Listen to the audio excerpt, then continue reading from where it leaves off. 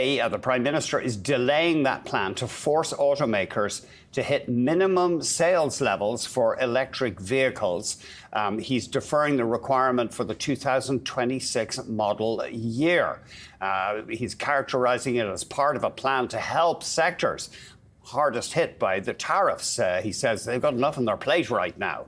We're joined now by Brian Kingston, President and CEO of the Canadian Vehicle Manufacturers Association. Thanks very much for joining us, Brian.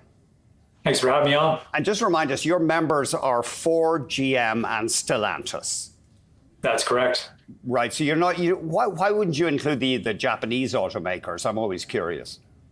Long-standing historical divide in the associations here in Canada. Yeah, that's just the way it is. You guys are welcoming this. You've been calling for it for months now, saying, look, it's just unreasonable. Sales of electric cars don't justify it. So tell us why you're happy with this news. Well, we're definitely happy because this regulation is causing huge damage to the industry right now. The auto sector is under immense pressure. Through the first 2 quarters of 2025, automakers have been exposed to $12 billion in tariff costs. And so we've been making the case to the federal government that at a time where we're trying to protect this industry, protect the footprint here in Canada, we can't control the outcome of a trade deal with the Americans, but we can definitely make our own economy more competitive. And regulating unattainable, unachievable, and frankly, arbitrary EV sales targets is ridiculous. So we're happy to see that the government is pausing for 2026. The regulation needs to be repealed, and I hope that that's the outcome of this 60-day review. So they've dropped it in the short term, but they're reviewing it at this stage. So you're hopeful. Would you like to see all mandates, all targets removed? Yeah, the mandate needs to go. I mean, this is costing automakers hundreds of millions and soon billions of dollars because, of course, if you cannot hit the arbitrary target that has been established, you've got 2 options. You purchase credits from another company that has a surplus, or you restrict your vehicle sales in Canada. And our estimates are you'd have to pull between 700 and 900,000 new vehicle sales from the Canadian market. That is devastating to our economy. So this regulation cannot continue. It needs to be repealed. And remember, we have existing emissions regulations. So it's not as though we're suddenly going to not continue on this transition to electrification. It's happening. It doesn't need to be mandated.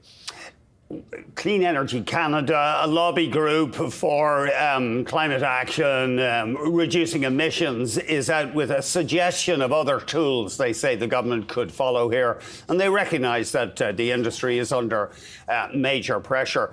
Among other things, they suggest, well, restore the incentives for people to buy the cars. They also say adopt European safety standards, which would make it easier to bring in European electric vehicles. What do you think of those 2 ideas?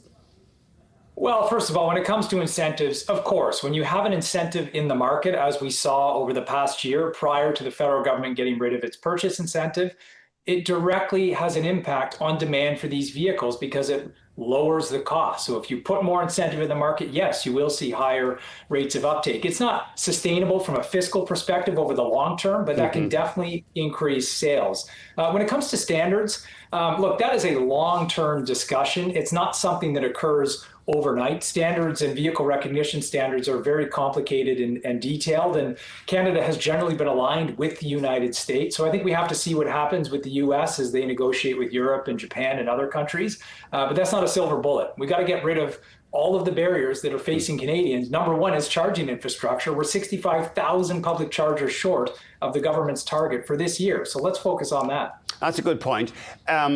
And the government say they're trying to put in the chargers, but of course there is a shortfall. What about this idea, though, of reducing that massive tariff on Chinese electric vehicles? I mean, some of them seem really good. They're selling well around the world. We got 100% tariff. What about allowing a quota of Chinese electric vehicles in for a while, just to increase EV adoption in this country?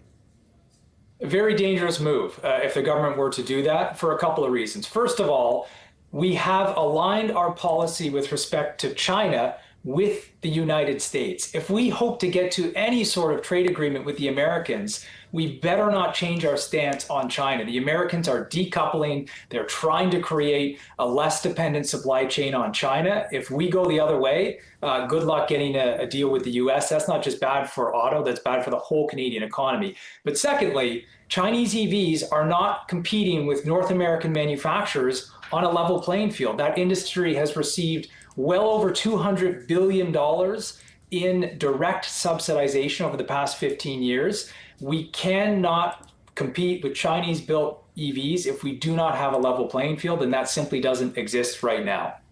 We've got to jump. Thank you very much indeed for giving us the time today, Brian. Thank you. Brian Kingston, President and CEO of the Canadian Vehicle Manufacturers Association.